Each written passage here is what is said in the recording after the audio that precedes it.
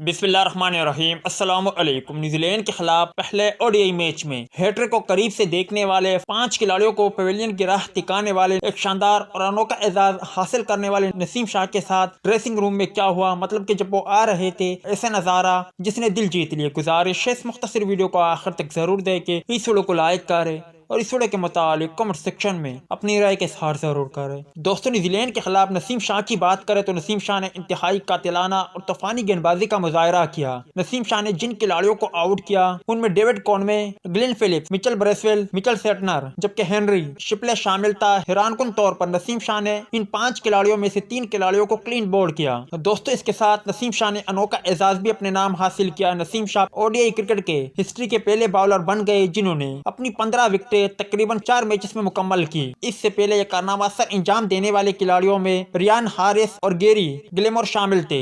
دوستو، جب نسیم شاہ dressing room کی طرف آ رہے تھے تو اس دوران تمام کھلاڑیوں نے ان کے لیے تالیاں بجائی اور نسیم شاہ کو آگے کیا کہ آپ آگے، مطلب کہ آپ پہلے چلے جاؤ۔ جب پہلے نسیم شاہ جا رہے تھے تو اس دوران ڈریسنگ روم میں بھی پاکستانی دیگر کھلاڑی ان کے لیے نیچے آئے اور ان کے لیے تالیاں بجائی کہ آپ نے نیوزی لینڈ کے خلاف بہت عمدہ اور شاندار گیند بازی کا مظاہرہ کیا۔ یہ منظر دیکھ کر نسیم شاہ بھی ہاتھ ہلاتے رہے، جن کی ویڈیو بھی سوشل میڈیا پر کافی زیادہ وائرل ہو رہی ہے۔